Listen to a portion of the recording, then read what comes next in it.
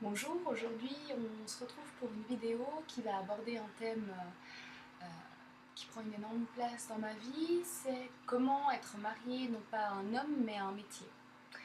Donc oui, je suis mariée à un homme, hein, je ne suis pas homosexuelle mais que je n'ai rien contre cette attirance sexuelle-là. Mais c'est surtout que je suis mariée avec lui, mais surtout avec son métier de boulanger-pâtissier.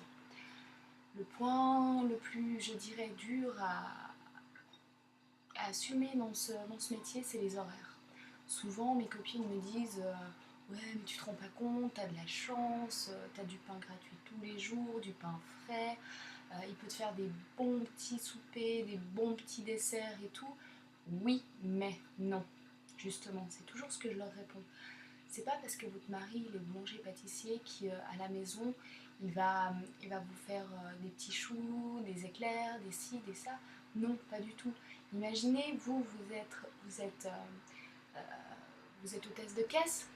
Est-ce que vous allez ramener une caisse enregistreuse à la maison et faire ça aussi à la maison? Non, c'est pareil. Ou est-ce que vous êtes contremaître? Oui, ça peut vous arriver de ramener du travail à la maison, oui, mais non, vous n'allez pas enfin faire votre travail à la maison. Non, c'est pareil pour les boulangers-pâtissiers.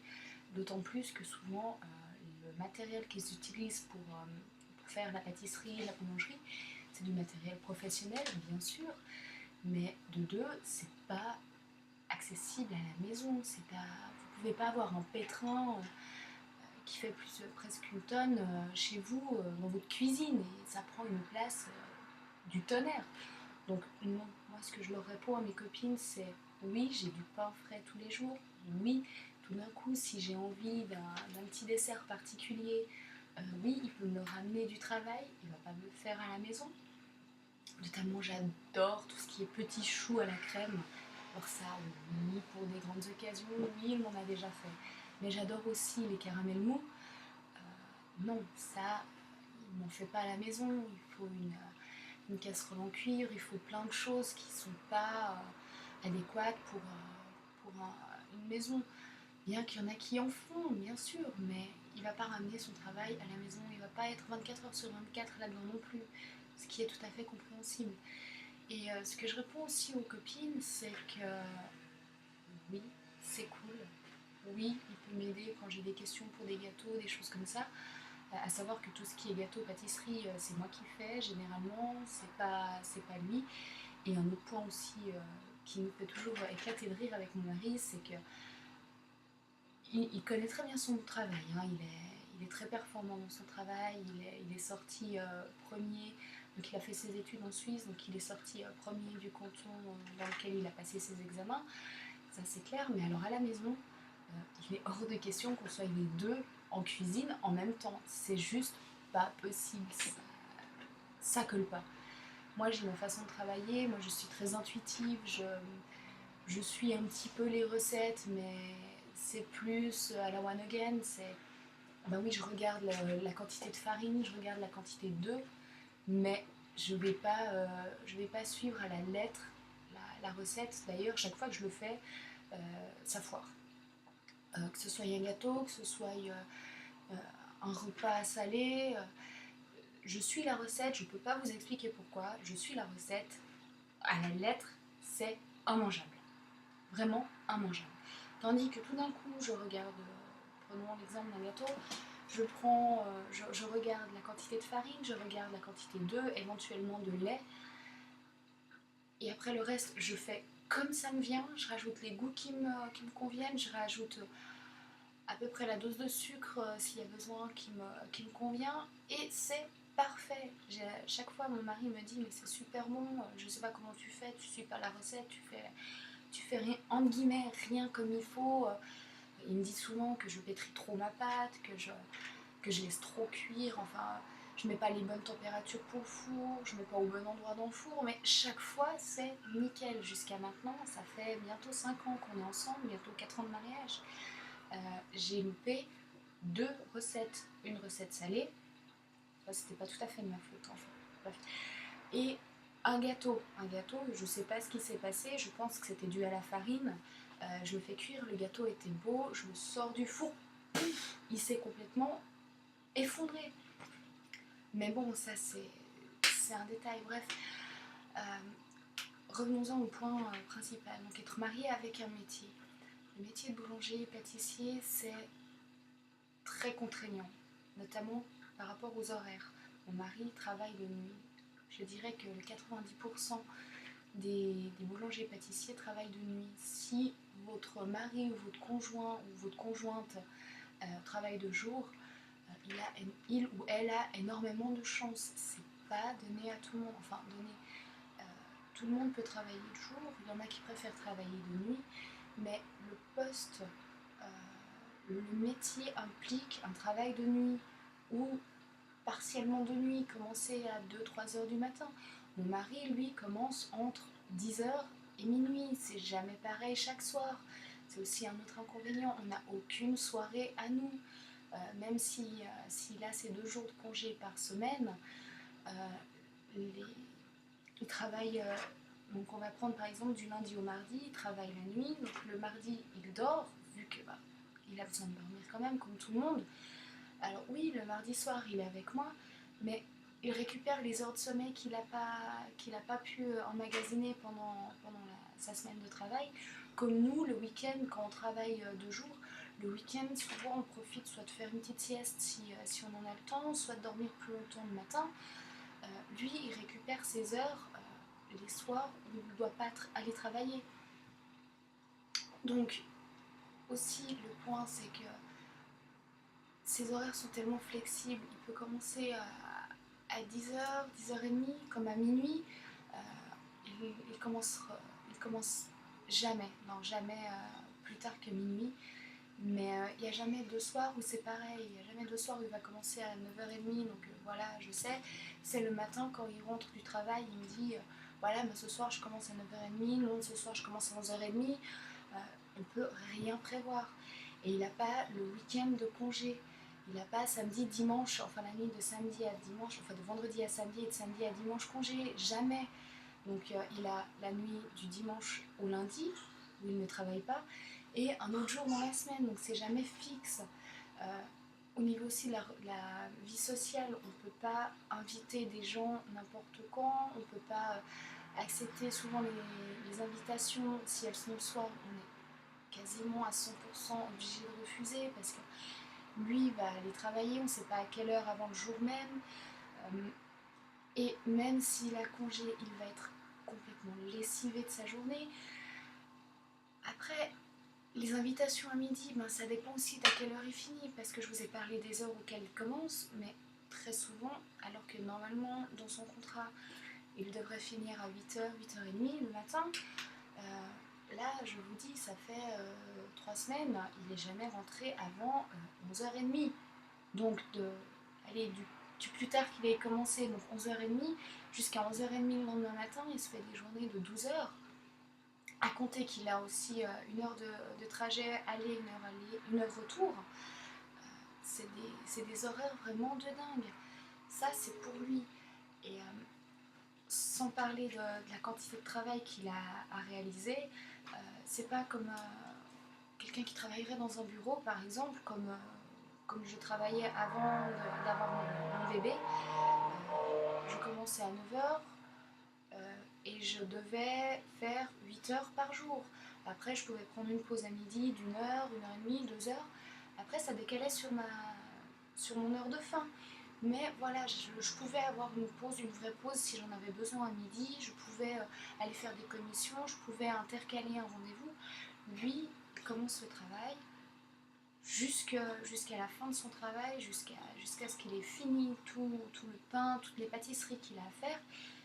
Il a le droit de sortir, il a 20 minutes au maximum.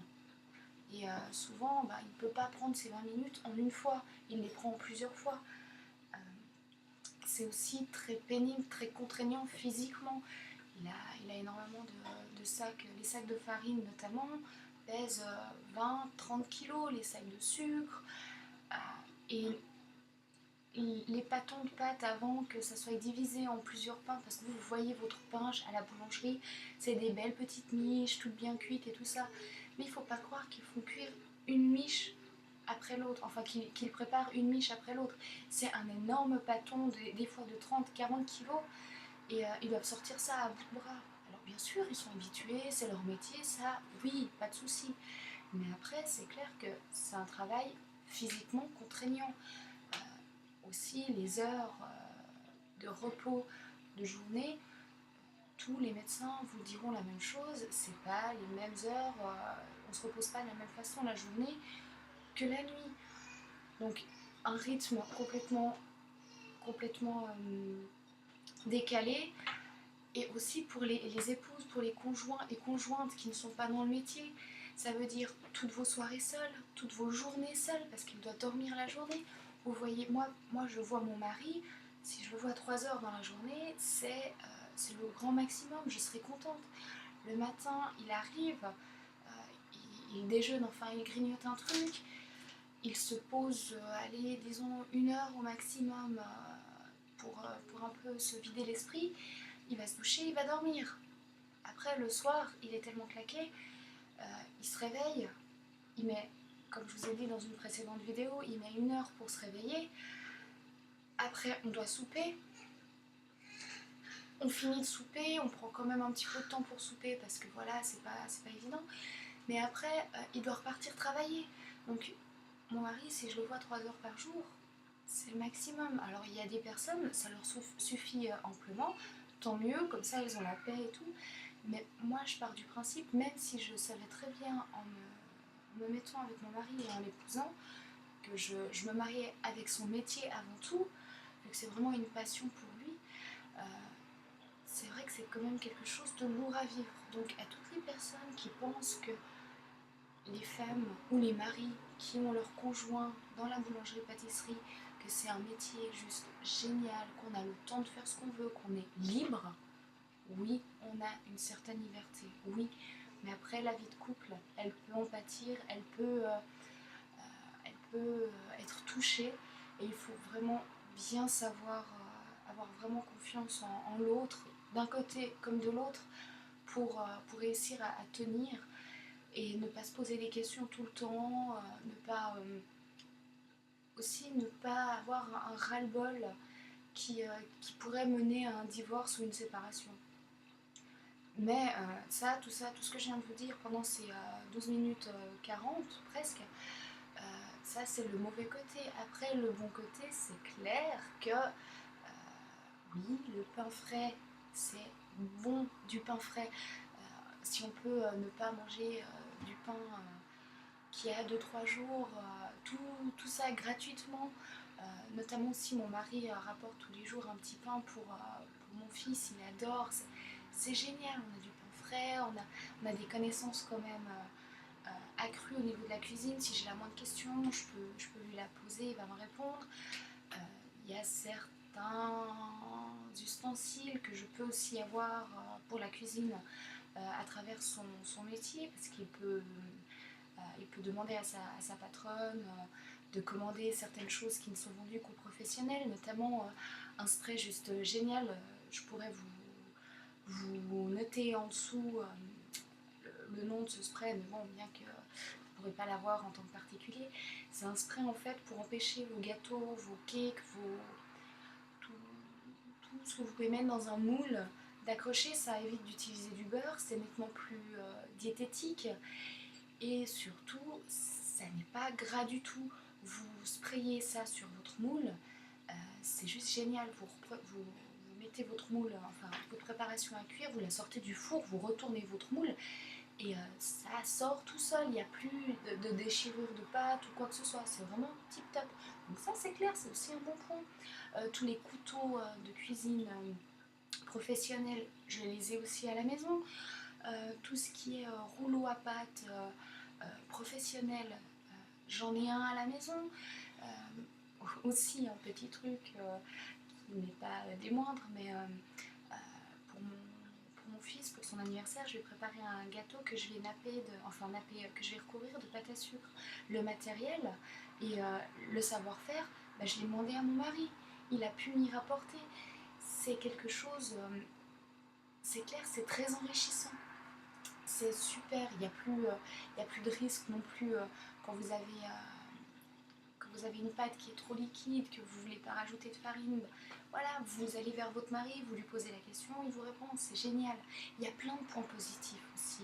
Oui, notamment aux alentours de Pâques, quand il prépare les chocolats ou juste avant Noël, il revient, il a une odeur de chocolat, en tout bien, tout honneur, hein, j'ai envie de le croquer parce qu'ils sont tellement bons le chocolat, c'est clair.